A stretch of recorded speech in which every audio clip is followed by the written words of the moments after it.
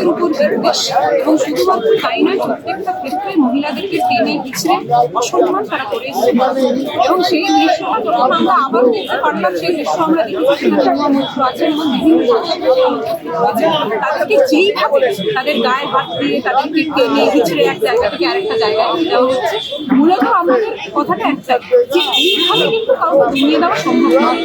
আমরা সেই দৃশ্য আবারও দেখেছি যখন গতকাল আইপ্যাকের যিনি শীর্ষ প্রধান রয়েছেন, অর্থাৎ তাদের জ্ঞানের বাড়ি থেকে শুরু করে আইপ্যাক অফিস পর্যন্ত তারা পৌঁছে গেছে। আমাদের কথাটা হচ্ছে একটা, যে বাবা নির্দেশিকা দিয়েছে এবং সেই অনুসারে ছেড়ে চলে চুরি করেছে। আইপ্যাক অফিস থেকে তৃণমূলের স্ট্র্যাটেজি চুরি করা হয়েছে এবং সেই জন্যই ইডিকে সেখানে পাঠানো হয়েছিল। এই জিনিসটা স্পষ্ট।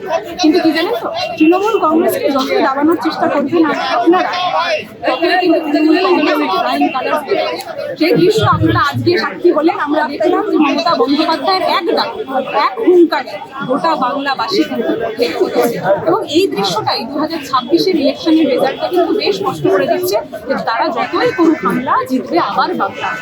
অভিষেক বন্দ্যোপাধ্যায় একের পর এক সভা করছেন এবং সেখানে নজর সেই জায়গাতেই নজর সরানোর একটা উপায়। অভিষেক বন্দ্যোপাধ্যায়ের আগের দিনে একটা ভিড় হয়েছিল, সেই দৃশ্য দেখার পরবর্তীতে বিজেপি ভয় পেয়েছে। এই দৃশ্য আপনারাও জানেন, আমরাও জানি। যারা সচেতন নাগরিক রয়েছে তারা প্রত্যেকে সেই ব্যাপারটা বুঝতে পারছে।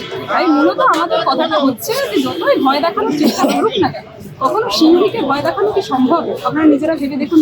মমতা বন্দ্যোপাধ্যায় গতকাল যখন সেখানে দাঁড়িয়ে হুঙ্কার দিয়েছিলেন, মমতা বন্দ্যোপাধ্যায় কিছু মিডিয়া চ্যানেলকে একদম স্পষ্ট কণ্ঠে দালাল বলেছে এবং সেখান থেকে আমরা দালালকে দালাল বলতে জানি। আর যারা সচেতন মিডিয়া চ্যানেলগুলো রয়েছে, অর্থাৎ আপনাদের মতো যে মিডিয়া চ্যানেলগুলো, তাদেরকে আমরা নতমস্তকে ধন্যবাদ জানাই, কারণ আপনারা বাংলার আসল দৃশ্যটা, আসল চিত্রটা তুলে ধরার চেষ্টা করছেন। তাই আমরা আবারও বলছি, মমতা বন্দ্যোপাধ্যায় যতদিন রাজপথে আসে ততদিন কিন্তু কেউ আমাদের বাংলার কোনো একটা বাংলাভাষী বা কোনো একটা ব্যক্তির গায়ে হাতটুকু দিতে পারবেন না। মমতা বন্দ্যোপাধ্যায় আবার আইপ্যাক একটা অরাজনৈতিক সংগঠন এবং সেই আইপ্যাক কিন্তু বিভিন্ন সময় বিভিন্ন রাজ্যের হয়ে বিভিন্ন নেতাদের হয়ে কাজ করেছে, নরেন্দ্র মোদীর হয়েও কাজ করেছে। সেই জায়গা থেকে এখন তৃণমূলের হয়ে কাজ করছে, তার জন্যই কি এই প্রতিহিংসা? কারণ এই দৃশ্য যখন আমরা বাংলার বাইরে দেখেছি, আইপ্যাক যে কথাটা আপনি বললেন যে আইপ্যাক তো অনেকের জন্যই আগে কাজ করেছে, এই দৃশ্য কোনোদিন আইপ্যাক সাফার করেছে বলে আমি মনে করি না। এবং আমাদের মূলত প্রশ্নটা যেই জায়গায় ছিল, যে প্রতীক জ্যান যেই বিষয়টাকে নিয়ে তারা প্রতীক জ্যানের বাড়িতে গেছে, সেই সময় তো প্রতীক জ্যান দায়িত্বতেও ছিলেন, অর্থাৎ সেই সময় প্রশান্ত কিশোর ছিলেন। আমাদের মূলত প্রশ্ন হচ্ছে, যখন প্রশান্ত কিশোর ছিলেন তখন কেন প্রতীক জ্যানকে টেনে হিচড়ে তাকে এই গোটা বিষয়ের মাঝখানে আনা হলো? শুধুমাত্র এই কারণে, কারণ ওই স্ট্র্যাটেজিটা চুরি করতে হবে। না হলে চুরি না করে কপি পেস্টের রাজনীতি না করলে বিজেপি মুখটুকু দেখাতে পারবে না, এটাই মূল লক্ষ্য। বিজেপি তাদের মুখটা দেখাতে পারে, তাই জন্যই মূলত তারা আবারও এই নোংরামিটা করলো। ইডি, সিবিআই এবং আমরা প্রত্যেকে জানি ইসিআই কে ব্যবহার করে এই নোংরাম ক্রমাগত করা হচ্ছে।